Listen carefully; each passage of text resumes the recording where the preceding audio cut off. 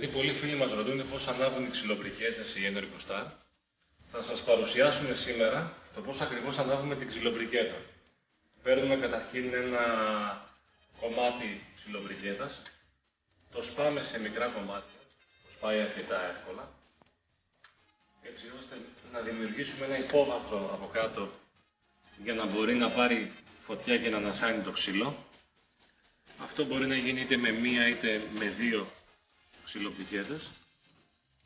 Μετά από εκεί και πέρα παίρνουμε ένα κομμάτι άσπρο έφλεκτο υλικό έτσι ώστε να το βάλουμε φωτιά. Το βάζουμε από κάτω. Τοποθετούμε δύο στην ουσία κουτουράκια έτσι ώστε να πάρει αέρα από πάνω και να μην μας φύγει η μπρικέτα δεξιά ή αριστερά. Και βέβαια μπορούμε να βάλουμε και ένα κομμάτι ακόμα, αν δεν μας πειράζει. Εξαρτάται την ποσότητα την οποία θέλουμε να κάψουμε.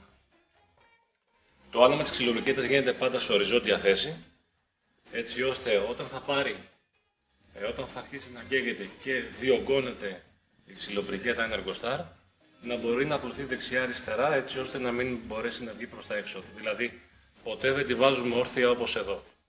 Πάντα είναι σε οριζόντια θέση. Έτσι ακριβώς είναι το άναμά της.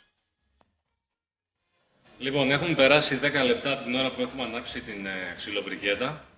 Αυτή τη στιγμή παρατηρούμε μέσα ότι έχει διασπαστεί μέσα η μπρικέτα έτσι ώστε να πιάσει το μέγιστο της απόδοσης που έχει.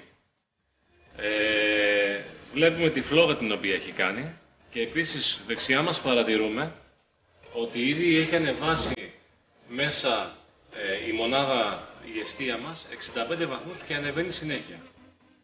Να ξέρουμε ότι αυτή τη στιγμή λόγω της ότι έχουμε βάλει πάνω από 4 κομμάτια, θα δούμε λίγο αργότερα, στο επόμενο στάδιο, ότι θα ξεπεράσει τους 120 βαθμούς, που σημαίνει ότι είναι και το όριο της θέρμανσης που πρέπει να έχουμε σε ένα ενεργειακό τζάκι. Λοιπόν, βλέπουμε τώρα ότι είναι στην πλήρη καύση αυτή τη στιγμή. Ήδη βλέπουμε τη θερμοκρασία, μας έχει βγάλει μήνυμα και ειδοποίηση ότι έχει ξεπεράσει τους 120 βαθμούς, όπου κανονικά οι 120 βαθμοί είναι το όριο της καύσης που πρέπει να έχει το ενεργειακό μας τζάκι. Εμείς βέβαια το κάναμε αυτό για ποιο λόγο? Για να σας δείξουμε τη δύναμη που έχει η ξυλομπρικέτα. Εδώ βέβαια θα πρέπει να παρατηρήσουμε ότι δεν πρέπει να βάζουμε πάνω από 4 με 5 κομμάτια, που είναι ήδη αρκετά, γιατί αυτή τη στιγμή μας δίνει τη δύναμή της.